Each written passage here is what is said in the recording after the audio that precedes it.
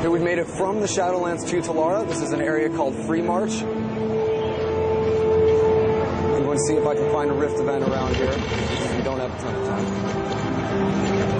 So you can see some of the beauty of the world here, some of the high-level art bar that we have all around, from characters to the world that we've created. Let's see if I can jump to Stonefield. Ah, there we go. Lucky guess. So here I am in Stonefield, sort of a Highlands influenced area. And here's a Death Rift that has opened itself up on the world. This is a dynamic event. This was not placed here. This is not a permanent structure. This is something that has spawned randomly in the world. And you can see it's actually changed the world around it. The world right here used to look like the area over here. But it has actually been tainted with death itself. If I walk into it, you can see that the lighting changes, the mood changes. The ground has changed, the plants have changed, and up in the sky is a piece of the death itself trying to come through the rift. A Death Rift is a very social event. It's a social dynamic event where we want multiple people to come together and enjoy the experience.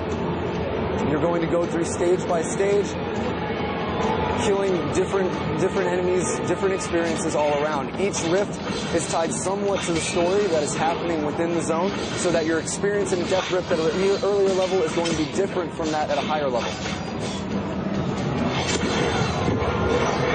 And as I clear stages, we're going to start getting harder and harder monsters to come out of this rift.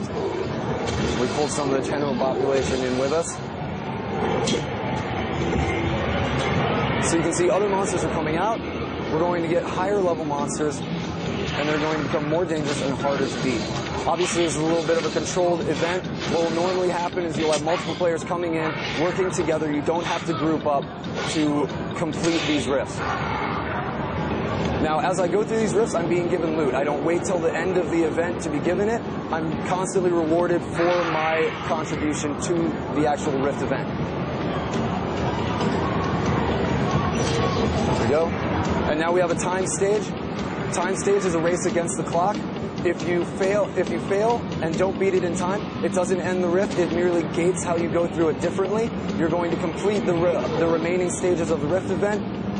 If you do beat it in time, however, it will go into an unstable state, which it has now. And you can see we have lightning coming down from the rift. It's become very angry that we're trying to push it back. Now that we've covered rift events, we're going to go ahead and jump to the dungeons. We're going to take a look at the dungeon crawly aspect of our game. This is some of the familiar that people might experience with regular dungeon crawls, but as you level up, they will progress with you. You're going to be able to come back at different times and experience different events. You're going to be able to have other bosses, other loot, and it's going to be a different experience each time. One of the best things, though, one of my personal favorites about it, is as you come back towards level cap, the higher levels there, you'll actually unlock additional parts of the instance. So come through here, you'll actually unlock, there's another half of this dungeon that you won't be able to access when you're in lower levels. However, you'll be through this very large dungeon first. You'll have new bosses, new experiences, and we'll even have other events that happen as you go through them. So, quickly, that's Plains of Telara from A to Z in a very, very short summary. Once again, this is Rift Plains of Telara, and our release date is early first quarter 2011.